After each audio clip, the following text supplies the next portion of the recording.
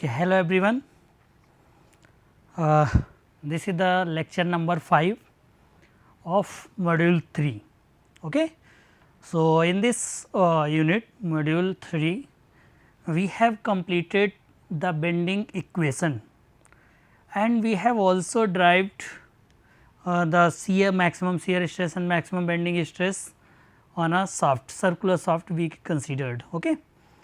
So, in this now we have come on the lecture number 5, as you see the topic is torsion. Okay. So, in this torsion we have discussed about a shaft which is fixed at one place and free at another ends, and at that time whenever we applied the any movements or torque, okay, twisting movement is also known as the torque. ठीक है, तो वो torsion के बारे में इस lecture में पढ़ने जा रहे हैं. Okay. First of all, let me introduce to myself. Myself Indresh Kumar Singh, Faculty of Department Civil Engineering, PBD NIIT Lucknow. Okay. So, this is the introduction to solid mechanics subject name and KCE 402, module 3, lecture number 5. Okay. So, module 3 and lecture number 5, here we start. Okay.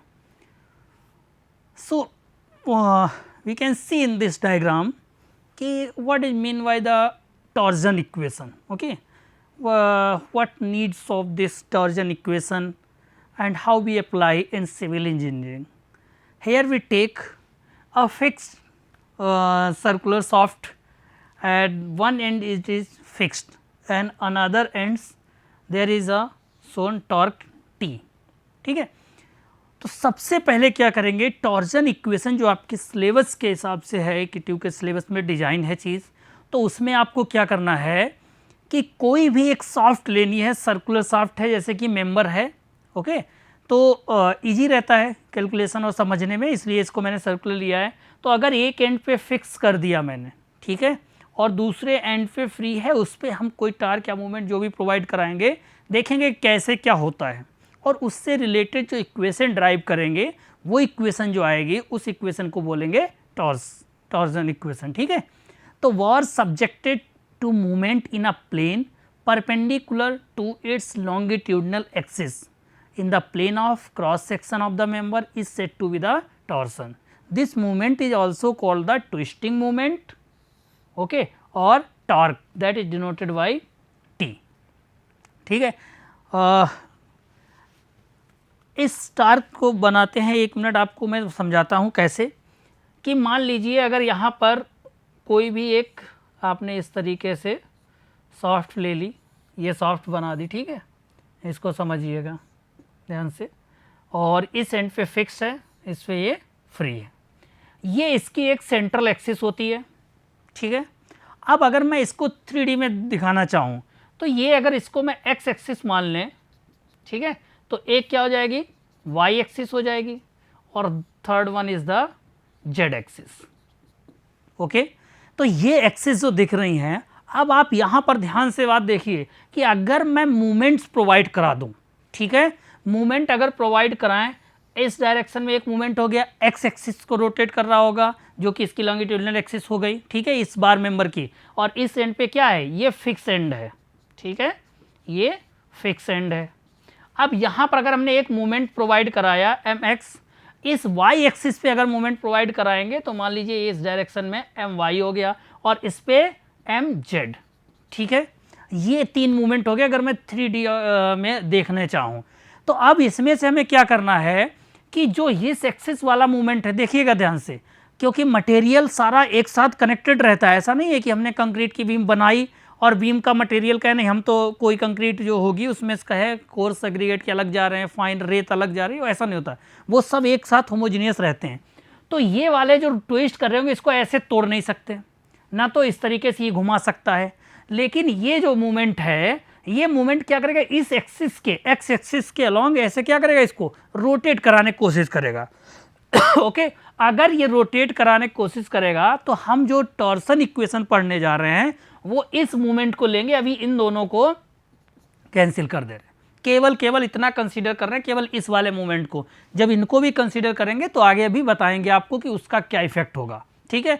तो ये movement जो लग रहा होगा ये क्या करेगा, इसको रोटेट करेगा, तो इसीलिए इसको हम लोग बोलते हैं ट्विस्टिंग मूवमेंट, क्योंकि ट्विस्ट करेगा। कैसे ट्विस्ट करेगा, देखिए यहां पर तो ये फिक्स है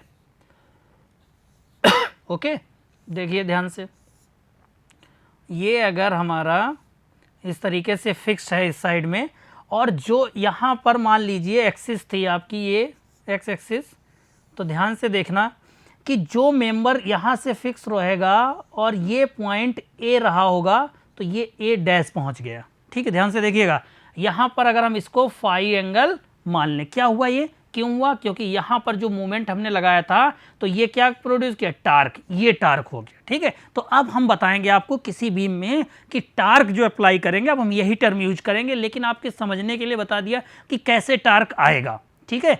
अब बात करेंगे प्योर टार्क की, ठीक है। तो यहाँ पर प्योर टार्क की बात जब करोगे तो इस सेक्शन में, इस मेंबर के किसी भी पार्ट में जहाँ पे बेंडिंग मूवमेंट कहीं पर कंसीडर ना करो, प्योर टॉर्सन होगा तो उसको हम लोग प्योर टॉर्सन में बोलेंगे उस मेंबर को, ठीक है। ये फिक्स एंड है तो यहाँ तो मूवमेंट जनरेट हो जाएगा इस एंड पे। अगर इसका मैं क्रॉस सेक्शन यहाँ पर बनाऊं तो ध्यान से देखिएगा, ये क्रॉस सेक्शन बना रहे हैं जिसका सेंटर आपका O है, इस क्रॉस सेक्शन की रेडियस आपकी R हो गई है, ठीक है। और जो मेंबर हमने ट्विस्ट किया था, अगर ये यहाँ पर था A पॉइंट, अगर ये यहाँ पहुँच गया है A डैश पे, ठीक है, तो ये थीटा डिग्री एंगल हो गया, इसके क्रॉस सेक्शन पे रोटेट हो गया, ठीक है, जिसकी R रेडियस है। तो अब ये ट्विस्ट कर रहा है, ट्विस्ट टार्क के कारण ट्विस्ट कर रहा है, तो इसको हम ट्विस्ट मूवमेंट भी बोलते हैं, और एक्स एक्सिस के अलॉन्ग रहेगा। तो इससे रिलेटेड हम एक इक्वेशन यहाँ पर ड्राइव करने जा रहे हैं। होप कि आपके समझ में ये बात आ गई होगी कि कैसे आगे हमारा डेरिवेशन होगा, ठीक है। तो अब देखिए यहाँ पर आपके डायग्राम में दिया गया है कि कोई भी आपकी एक बार जो है बार सब्जेक्टेड, बार इसी को बोलते हैं एक मेंबर को, किसी भी मेंबर को जो बीम होती है एक एंड पे फिक्स है, इसको देखो ये क्या डिनोट कर रहा है, फिक्स है, इधर फ्री है, तो bar subjected to a movement in a plane perpendicular to its longitudinal axis, ये लॉन्गिट्यूडनल एक्सिस एक्स एक्सिस और इसी पे ये देखिए लग रहा है हमारा, ठीक है। तो इसको क्या बोलेंगे, टॉर्सन बोलेंगे, और यही मूवमेंट जो होता है इसको ट्विस्टिंग मूवमेंट या टॉर्क भी बोलते हैं। यूनिट क्या होती है टॉर्क की, टॉर्क को टी से डिनोट किया जाता है, ओके। इसकी यूनिट होती है newton metre, kilo newton metre, ये यूनिट्स आपकी टॉर्क की होती हैं। तो टॉर्क को हम टी से डिनोट करते हैं, टॉर्क को ही ट्विस्टिंग मूवमेंट भी बोलते हैं। और टॉर्सन क्या बोलते हैं, जब कोई सब्जेक्ट करता है कोई भी मेंबर, उसके क्या हो लॉन्गिट्यूडनल एक्सिस के क्रॉस सेक्शन के अलॉन्ग जब होता है कोई भी मूवमेंट लगता है तो उसको हम लोग टॉर्सन बोलते हैं, ठीक है। अब इससे रिलेटेड हमको इक्वेशन ड्राइव करनी है कि करना क्या है इसमें इक्वेशन में, ठीक है। तो अब देखिए ध्यान से,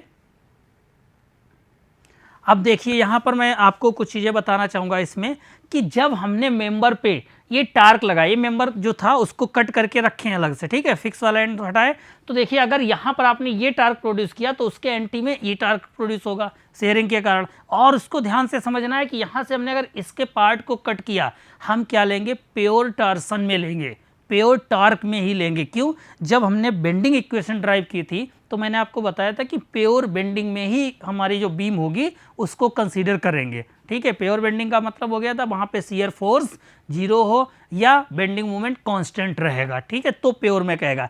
इसी तरीके से जो बीम है हमारी यहाँ पर जो मेंबर है उसमें प्योर टार्क में लेंगे तब हम इक्वेशन ड्राइव करेंगे। तो प्योर टार्क में ये रहेगा कि टार्क ही अप्लाई हो रहा हो और फोर्स वहाँ पे ना हो कोई भी बेंडिंग, ठीक है।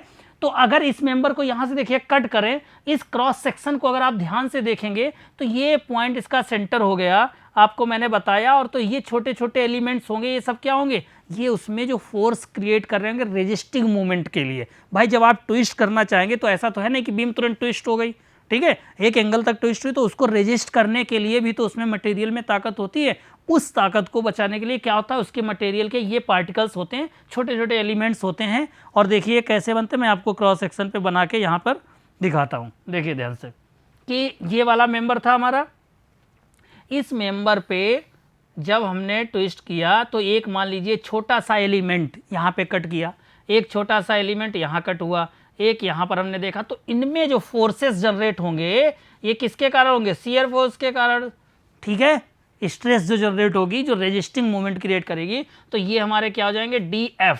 अब ये DF जो होंगे ये आपके देख लीजिए, मान लीजिए R रेडियस पर है। क्यों, क्योंकि ये एक्सट्रीम फाइबर पे नहीं है। एक्सट्रीम फाइबर मतलब हुआ कि बीम के सेंटर और बीम के बिल्कुल आउटर सरफेस पे, ठीक है। तो हमने उसके बीच में कहीं लिया, अगर इसको इंटीग्रेट करेंगे तो ये हमारा कैपिटल R तक पहुंच जाएगा। हम ये भी देख लेंगे कि यहाँ पर उसकी सरफेस पे कितना अप्लाई हो रहा होगा, तो ये चीज़ आप देखना है, ठीक है। तो देखिए ध्यान से, तो यहाँ पर देखिए ये जो है हमारे फोर्स DF लग रहे हैं, तो net of the internal shearing stress is an internal torque equal and oppose the applied torque.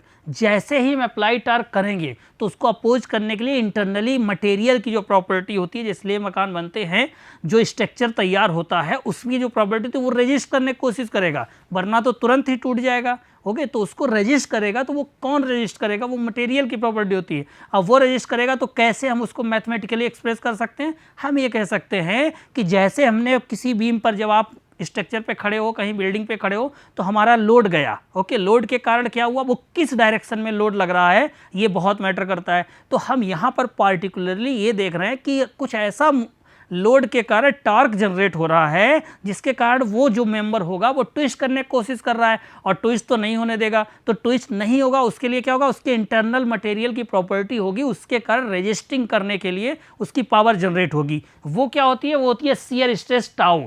Tau is the shear stress developed in the element. जहां पर भी ये जनरेट करेंगे, जहां अप्लाई होगा वहीं पे एक टाउ हमारी क्या होगी, शियर स्ट्रेस जनरेट होगी। अब हमको मालूम है कि इस अगर एलिमेंट की क्रॉस सेक्शन एरिया DA है, हम कंसीडर कर लें DA, स्मॉल DA, ओके, और शियर स्ट्रेस आपको मिल गई है टाउ, तो हमको मालूम है अगर शियर स्ट्रेस में मल्टीप्लाई कर दिया जाए एरिया ऑफ क्रॉस सेक्शन से, तो हमको क्या मिल जाएगा, फोर्स मिल जाएगा। तो DF क्यों लिख रहे हैं, क्योंकि छोटा फोर्स मिला। क्यों छोटा फोर्स, स्मॉल फोर्स है, क्योंकि एलिमेंट जो था वो हमने छोटा एलिमेंट कंसीडर किया है। इसको इंटीग्रेट करेंगे तो हमें टोटल फोर्स मिलेगा। ओके, तो किसी एक एलिमेंट पर कितना रेजिस्टिंग फोर्स जो जनरेट होगा, एलिमेंट्री रेजिस्टिंग फोर्स, वो DF इक्वल टू होगा tau into DA, where tau is the shearing stress developed in the elements when we apply the torque, and DA is the small elemental area. Whenever we multiply the shear stress tau into DA, then we get DF, elementary resisting torsion moment.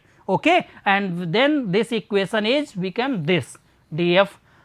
Now if we multiply the perpendicular or radial distance in the force, then we get torque. Okay, so we get torque. So torsion के लिए आपको पता होगा, यहीं पे मैं बता दे रहा हूं, DT इक्वल टू हो जाएगा DF into small r। Small r क्या होगा, जो हमने एलिमेंट कंसीडर किया है, यहाँ पे तो लिखा है कैपिटल, तो आपको ध्यान रखना है स्मॉल r, मैंने बताया था आपको। ओके, तो ये कहीं अभी पूरा एक्सट्रीम फाइबर तक नहीं है, जैसे ये सेंटर है तो इसके अगर इस एक्सट्रीम फाइबर तक आप जाएंगे देन आपको क्या मिलेगा, कैपिटल R। लेकिन अगर हम कहीं यहाँ बीच में एक कोई एलिमेंट कट कर रहे हैं इस वाली लाइन पे, तो ये हो जाएगा स्मॉल r। तो इसका मतलब हुआ कि जब टॉर्क निकालोगे, टॉर्क का सिंपल फार्मूला होता है force into distance, perpendicular distance जो भी रहेगी, तो वो फोर्स हमें पता है, DF मैंने निकाल लिया है। तो टॉर्क के लिए हमको क्या करना पड़ेगा, DT equal to DF into R। अब DF निकाल चुके हो तो हम यहाँ पे पुट कर दें अगर DF की जगह, तो हमारा क्या आ जाएगा, टाउ DA इंटू R, ये आ गया DT। अब इस इक्वेशन को अगर आप इंटीग्रेट कर दो तो आपको पता है DT का इंटीग्रेशन क्या आएगा, T मीन्स ये आ गया, ठीक है।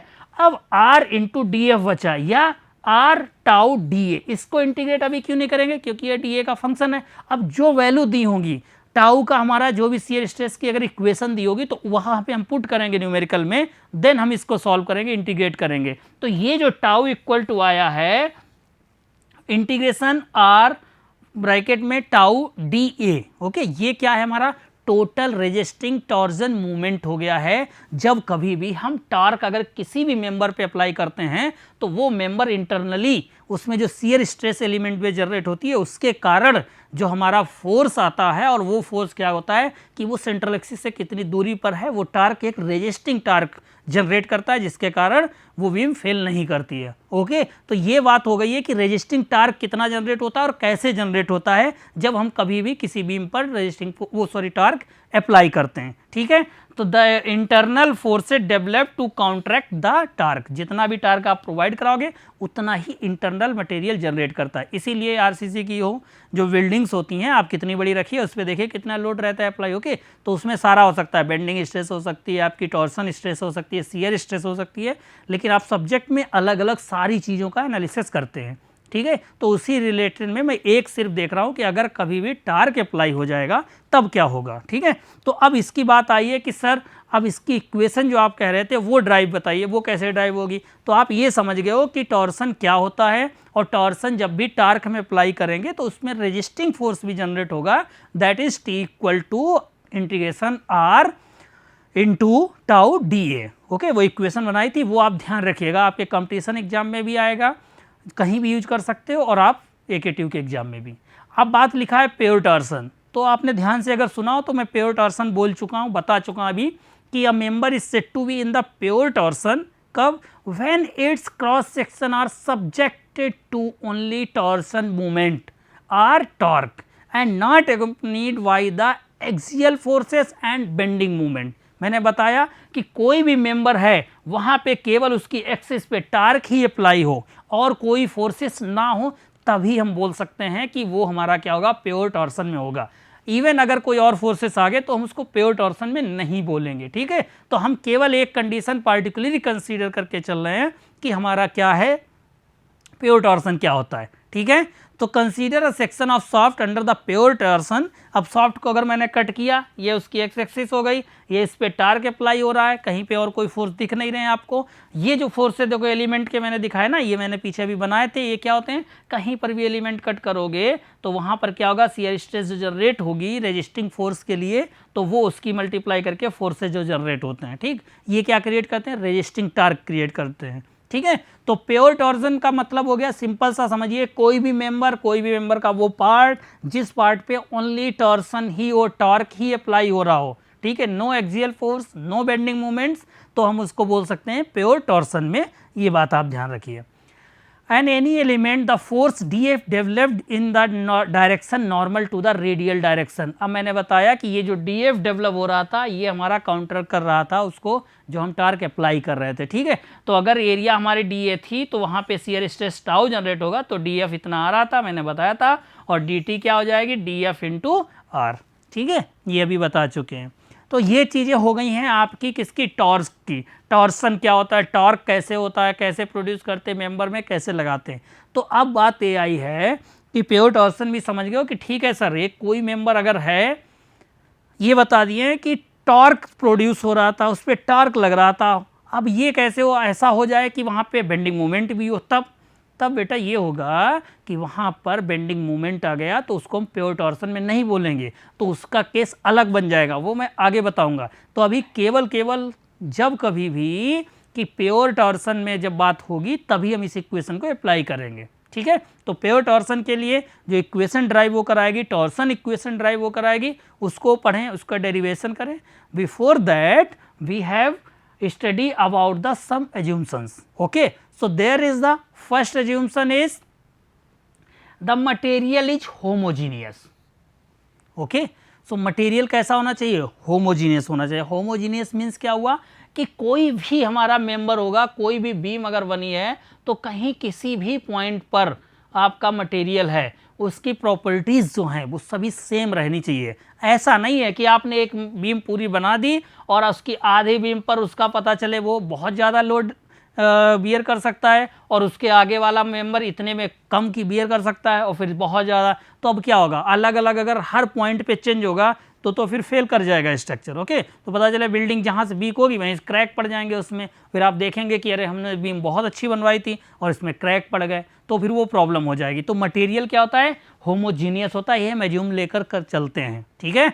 दूसरी चीज़ आइसोट्रॉपिक। अब आइसोट्रॉपिक क्या होगा ये भी बात जान लीजिए कि अगर ये मटेरियल कोई बीम हमने बनाई तो अगर इस पॉइंट पर अब हो तो किसी भी डायरेक्शन में, 3 डायरेक्शन बताए थे आपको, एक्स, वाई और Z, all direction same property show करना चाहिए एट एनी पॉइंट, ठीक है। ऐसा नहीं है कि पता चले एक्स एक्सिस पे तो कंसीडर कर रहा है, वाई एक्सिस पे वो बिल्कुल वीक हो गया, ठीक है। तो ये ध्यान रखिएगा, आइसोट्रॉपिक मतलब हो गया किसी भी पॉइंट पे ऑल डायरेक्शन में सेम प्रॉपर्टी होनी चाहिए।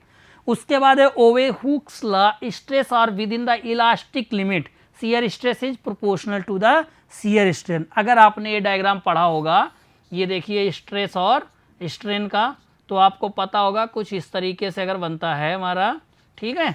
तो फिर ये केवल यहाँ तक जाएगा जहाँ तक प्रोपोर्शनलिटी का हो, ठीक है। डायरेक्टली प्रोपोर्शनलिटी तक जहाँ तक रहेगा, हुक्स लॉ वहाँ तक फॉलो करता है, तो ये चीज़ भी होनी चाहिए, ठीक है। Shear stress is directly proportional to strain जहाँ तक रहेगी।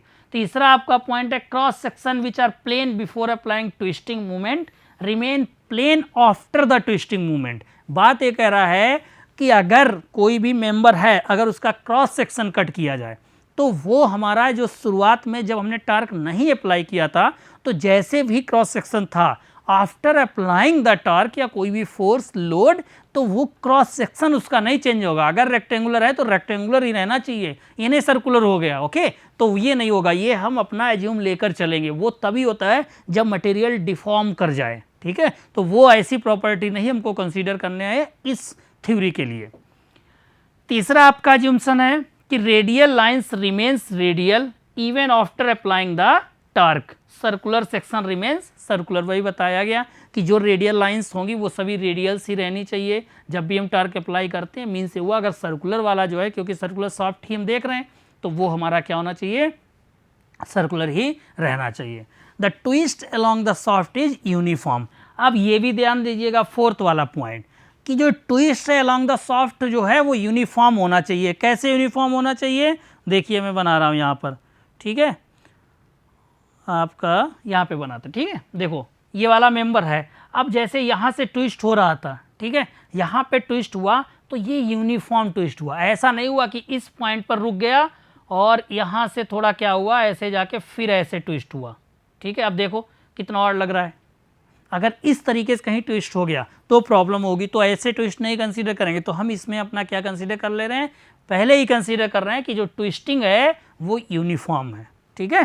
तो ये बात समझ जाइएगा। Shaft is subjected to the pure torsion, okay. तो मैंने आपको बता दिया था कि जो सॉफ्ट होगी वो प्योर टॉर्सन में रहेगी। तो ये आपका एज्यूम्पशन हुआ है सब्जेक्ट पांचवा हमारा, shaft is subjected to the pure torsion, ठीक है।